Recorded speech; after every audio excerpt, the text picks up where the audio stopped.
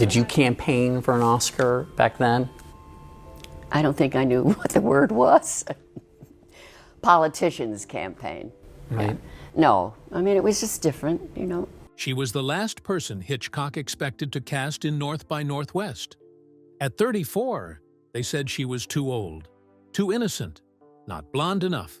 But Eva Marie Saint had a secret that would change everything, one she kept from the Master of Suspense himself. Now, at 100, she's finally revealing the truth about those steamy scenes with Cary Grant, and why Hitchcock never knew what really happened between his stars. Eva Marie Saint was born on July 4, 1924, in Newark, New Jersey. Being born on Independence Day seemed fitting for someone who would grow up to have a bold and independent spirit. Her parents were Eva Marie and John Merle Saint. At just 3 years old, Eva almost died from scarlet fever. Doctors didn't think she would survive, but she did. This tough start gave her strength that she carried with her for the rest of her life. When she was 7, Eva accidentally started a fire in her family's garage while playing with matches. Instead of punishing her, her parents used the moment to teach her about being responsible. This lesson stuck with her, shaping how she approached challenges later on. During the Great Depression, her family struggled financially like many others, but her father found clever ways to help them get by. One time, in 1935, he traded a month's worth of tire sales for a cow so they could have fresh milk. Eva's first taste of performing came when she was 12. She won a local talent contest by pretending to be Shirley Temple. Her prize was a year's supply of ice cream, which she shared with her neighbors. It was a small act of generosity, but it hinted at the warmth and charisma she would later show on screen. As a teenager, Eva started collecting four-leaf clovers. By the time she graduated from high school in 1942, she had found an incredible 743 of them. She called them her lucky charm, and many people believed they helped her on her path to Hollywood. After high school, Eva planned to follow her mother's footsteps and become a teacher. But her life changed when she won a scholarship to Bowling Green State University in Ohio by writing a creative essay about the place, despite never having been there. At college, Eva stood out, but not for acting right away. She had terrible stage fright and was rejected by the school's drama club. Instead of giving up, she volunteered for psychology experiments that tested fears. For months, she practiced speaking in front of people.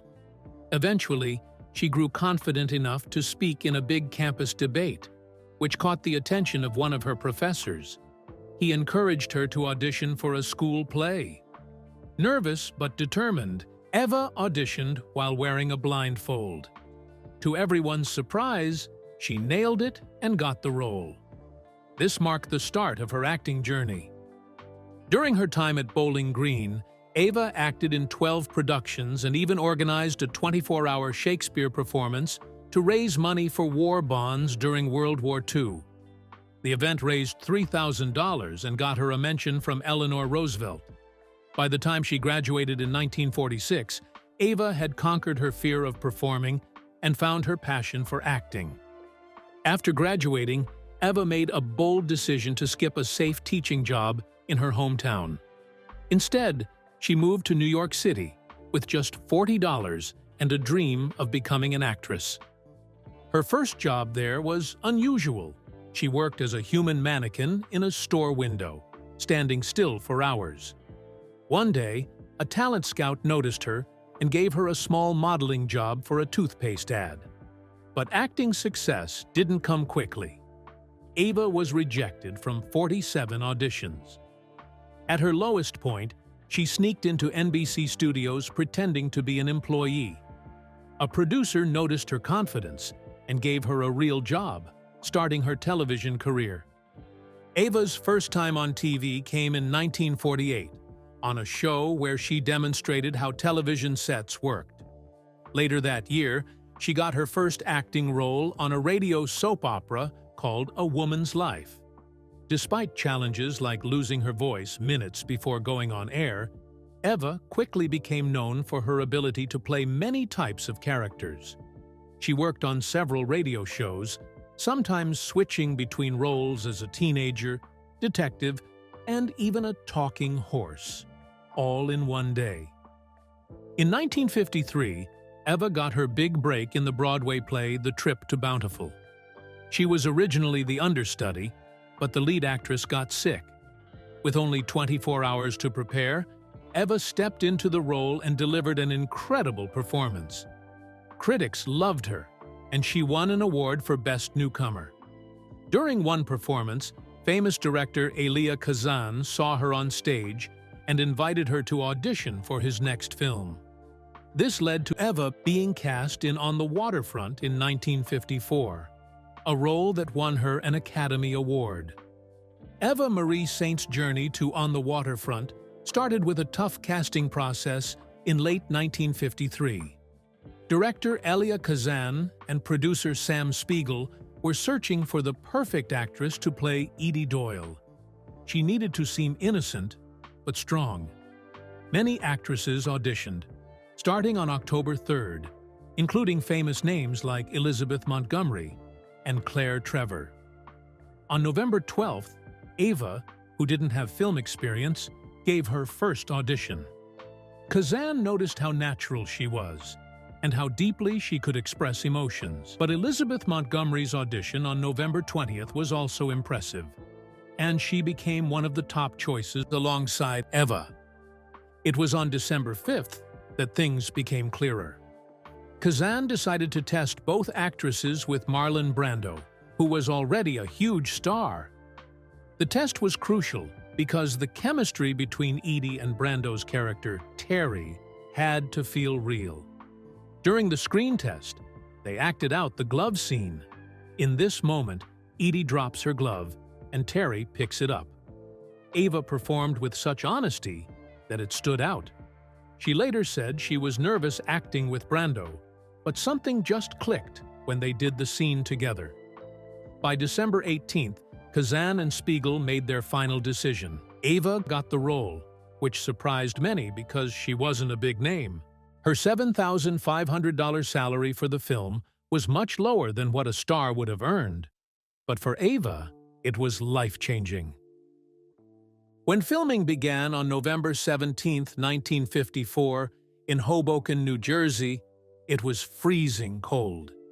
Eva was 30 years old and in her first movie, acting alongside Brando, who had already become a legend. Brando worked unpredictably, changing his performance in every take. Eva later said this forced her to truly pay attention and respond naturally, which brought out some of the best moments in the film. One of those moments came during the glove scene on December 3, 1954. Brando picked up Eva's glove and started playing with it, even though it wasn't in the script. This small, unscripted action became one of the most memorable parts of the movie. Elia Kazan, the director, was known for pushing actors to their limits. On January 12, 1955, during an emotional scene, Kazan told Eva something upsetting right before filming. This wasn't in the script, but it made her emotions feel real on camera.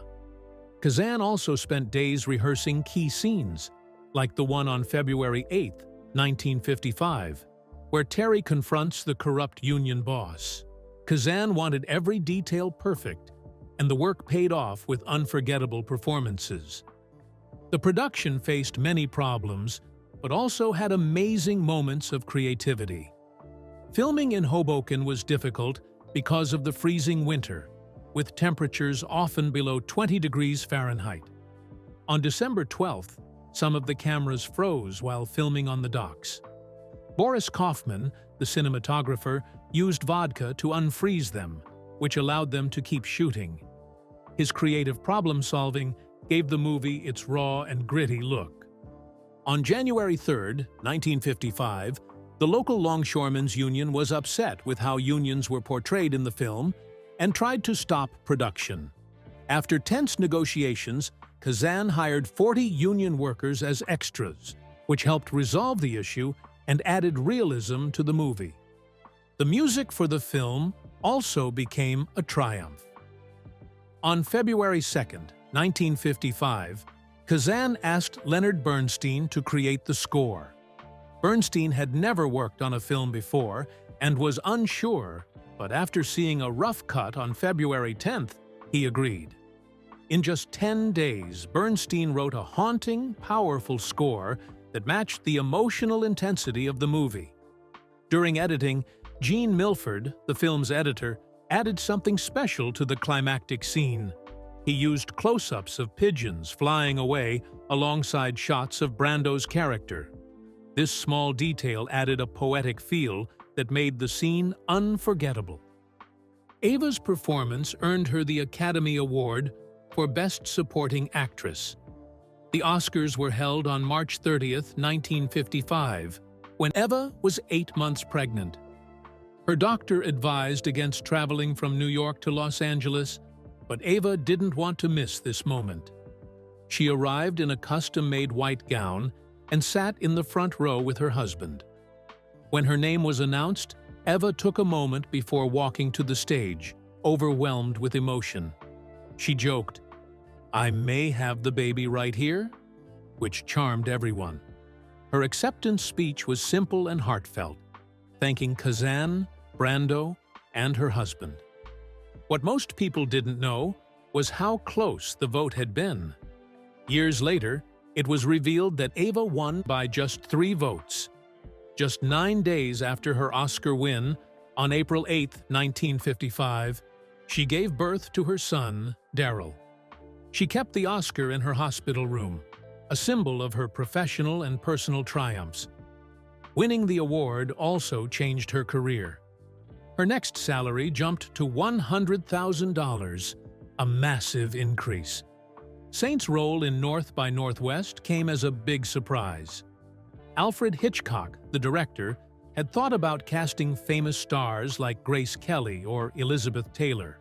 But on June 27, 1958, he picked Eva Marie Saint instead.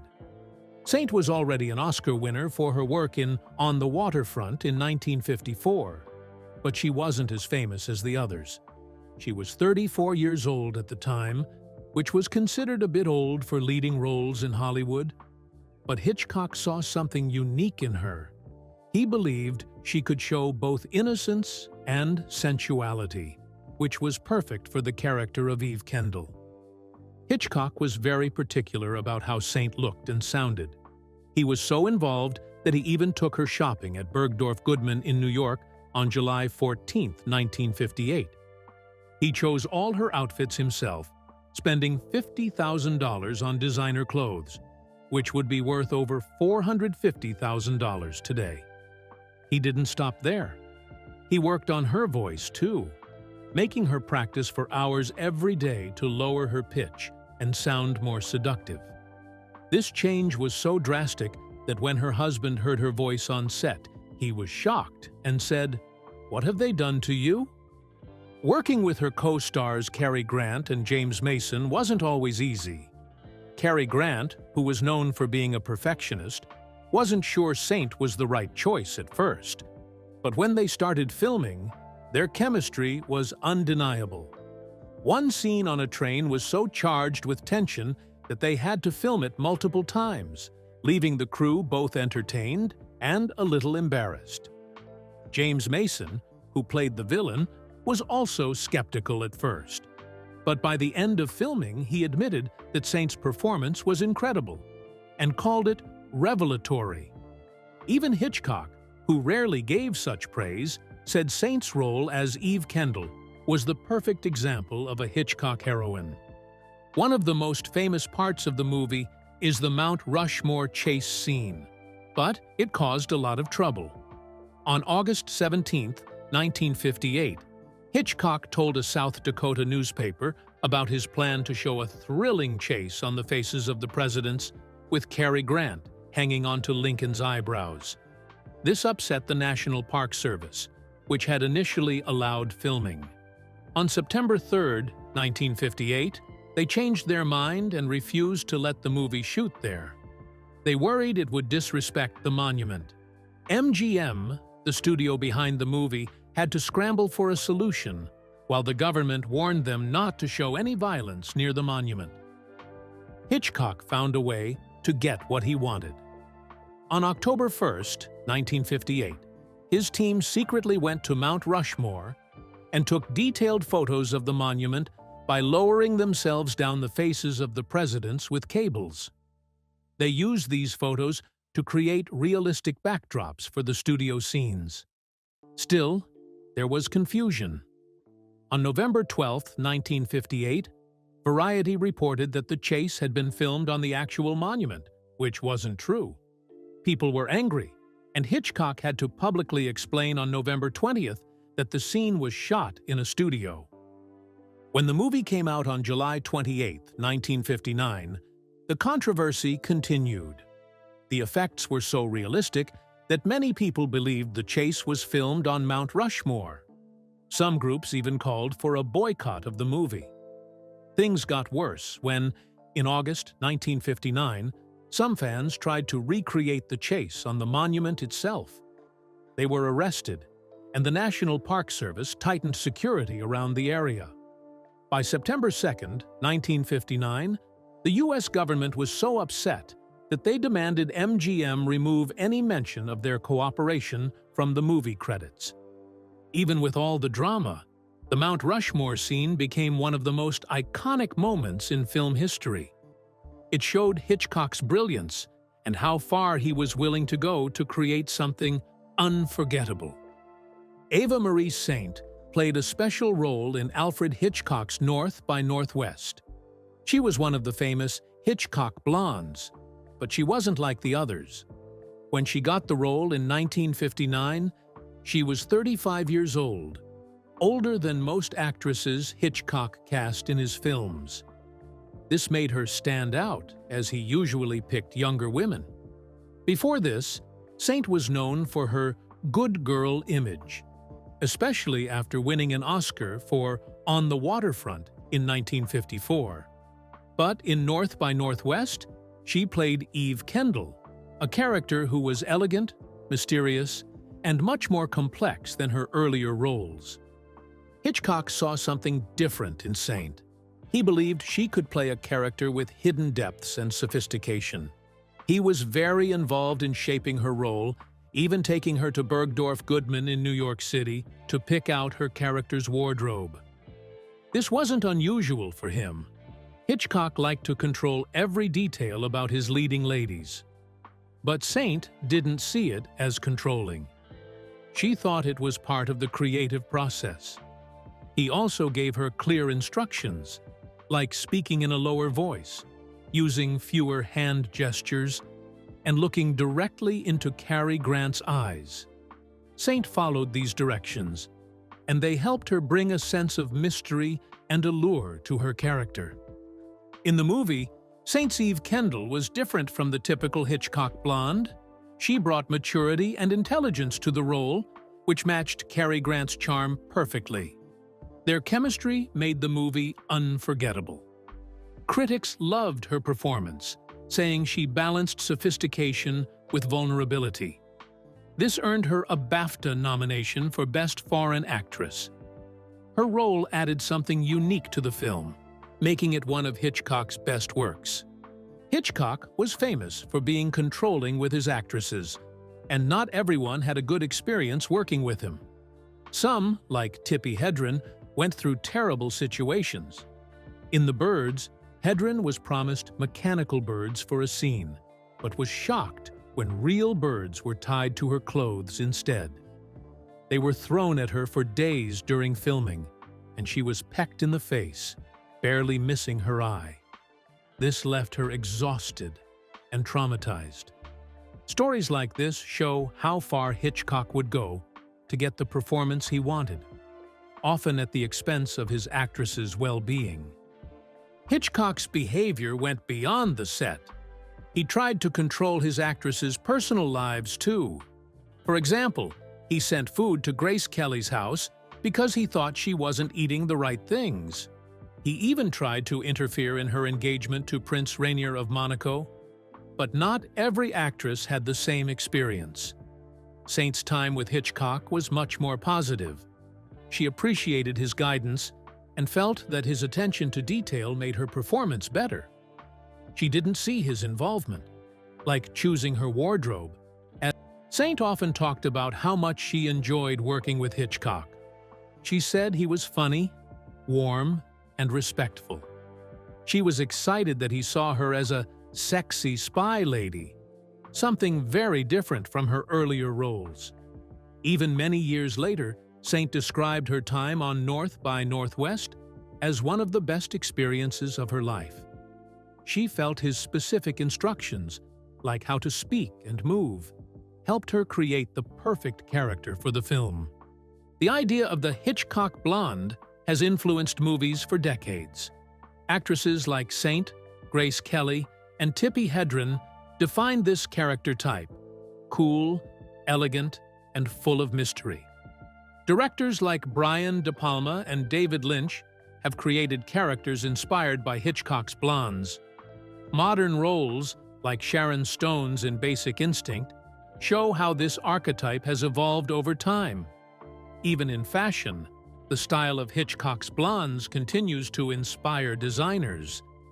Eva Marie Saint's career after North by Northwest, 1959, took her in new directions, showing how talented she really was. In 1960, she starred in Exodus, a big film about the fight for Israeli independence. She played Kitty Fremont, a nurse who gets involved in the struggle. The movie was huge. It lasted over 3 hours and cost $4.5 million to make, which was a lot of money back then.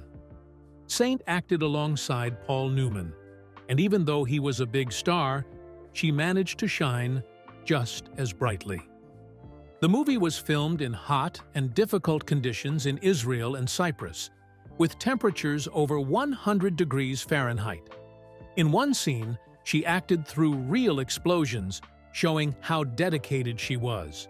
The movie was a success, making $20 million, which is like $175 million today.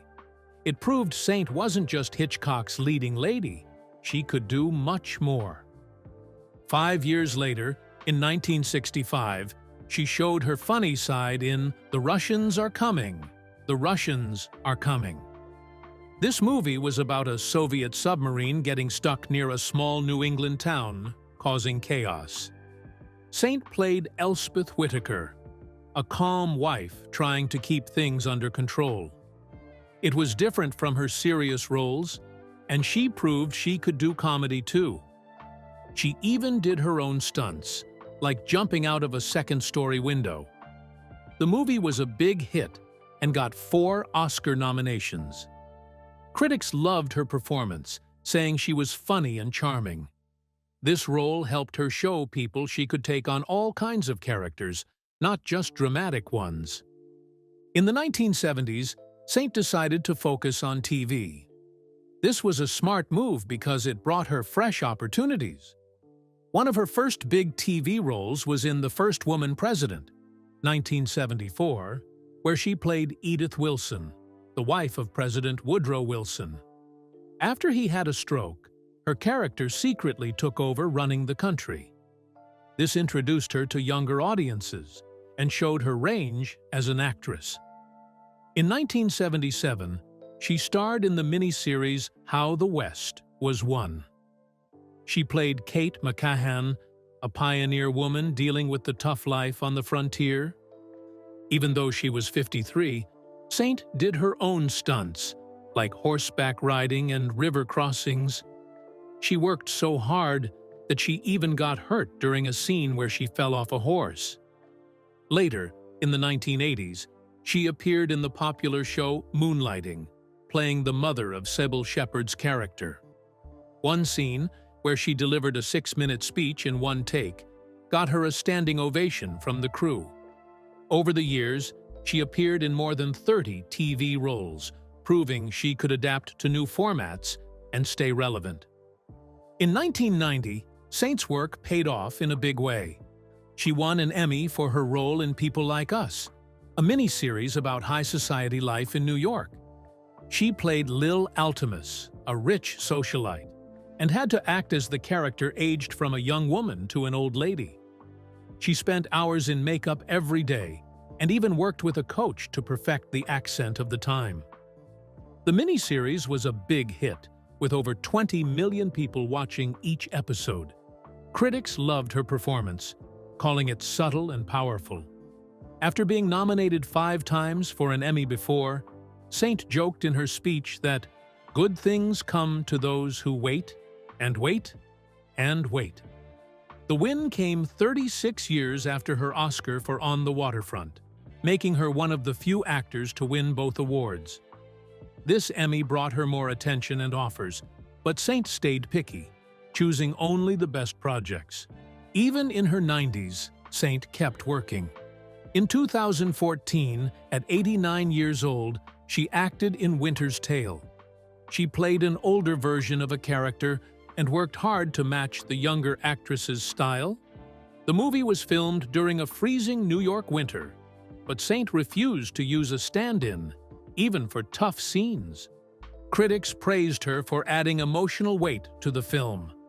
In 2016, at 92, she tried something new: voice acting for the animated series Transformers: Robots in Disguise. 2 years later, just before her 94th birthday, she appeared at the Oscars to present an award. The audience gave her a standing ovation, showing how much respect she had earned over the years. Even as she approached 100, Saint stayed active. In 2020, at 96, she joined a virtual event celebrating the 60th anniversary of North by Northwest. Fans loved hearing her funny and vivid memories of working with Alfred Hitchcock and Cary Grant. Her long career proved that talent and passion don't fade with age. Saint inspired many with her dedication, charm, and ability to keep evolving in an industry that often values youth over experience. Meanwhile, Eva Marie Saint met her husband, Jeffrey Hayden, in a very unexpected way. It was October 7, 1949, and they were both on a subway in New York City. Jeffrey noticed she was carrying a modeling portfolio with her name written in gold letters. Something about her caught his eye, and he started a conversation. That small moment changed everything. They fell in love and got married on October 28, 1951. Eva was 27 years old, and Jeffrey was 25. Their marriage lasted an incredible 65 years, until Jeffrey passed away in 2016. In Hollywood, where relationships often don't last long, their story was rare and beautiful. They worked together a lot during their marriage. Jeffrey directed Eva in several plays and TV shows, including The Miracle Worker in 1964. In 1954, just 3 years after their wedding, they appeared together on a TV show called Person to Person. They laughed as they talked about how unusual it was for a Hollywood couple to stay happily married for so long. Eva said their secret was a mix of luck, respect, and shared interests. They loved to travel together and even visited all 50 states. Their last trip was to Alaska in 2012. Despite being famous, they lived a simple, quiet life. They stayed in the same house in Los Angeles for over 50 years and didn't go to many Hollywood parties. Eva liked to joke that if she ever wrote a book, it would be called How to Make It in Hollywood and Be a Normal Person. Even in their later years, their love stayed strong. In 2001, just before their 50th anniversary, they performed together in a play called Love Letters. It was a special moment that showed how much they still enjoyed working and being together. Eva and Jeffrey also raised 2 children, while Eva had a big Hollywood career. Their first child, Daryl, was born in 1955, just 2 days after Eva won her Oscar for On the Waterfront. Eva was 9 months pregnant when she accepted the award, and joked during her speech that she might give birth right there on stage. A few years later, their daughter, Laurette, was born. Eva worked hard to make sure her kids had a normal life, even though she was a movie star. She planned her work around their school schedules and often turned down roles to spend more time with them. She and Jeffrey rarely brought their kids to Hollywood events, wanting them to grow up away from the spotlight. Eva always encouraged her kids to follow their own dreams. Daryl started his own company, helping people in creative industries, while Laurette became a psychotherapist after working as a producer. Eva was proud of their choices and made sure to be present for all their important moments, like school plays and parent-teacher meetings. She balanced being a mom and an actress in a way that few people could. Beyond her family and acting, Eva cared deeply about helping others. In the 1960s, she and Jeffrey supported the civil rights movement and joined marches for equality. Later, she worked closely with her friend Paul Newman's charity, the Hole in the Wall Gang Camp, which helps children with serious illnesses. Eva spent time with the kids there and helped raise money for the camp. She also started a scholarship at her alma mater, Bowling Green State University, to support theater and film students. Eva even spoke out about environmental issues. At 81, she narrated a documentary called Arctic Tale, which showed how climate change was affecting animals in the Arctic. Eva's long career made her one of the last stars from Hollywood's golden age. Born on July 4, 1924, she has lived through nearly a century of movie history. At 100 years old, she is still celebrated for her work and her legacy. In 2023, she was honored at the Academy Awards with a standing ovation that lasted over 3 minutes. Over the years, Eva received many awards. In 2012, she got a Kennedy Center honor for her contributions to the arts. Her university named its theater after her in 2018, and she donated her scripts and photos to their archives. In 2020, she became the oldest person to win a Lifetime Achievement Award from the Screen Actors Guild. Eva kept her sense of humor, joking during her acceptance speech. "I've been in this business so long. I remember when the casting couch was just a love seat."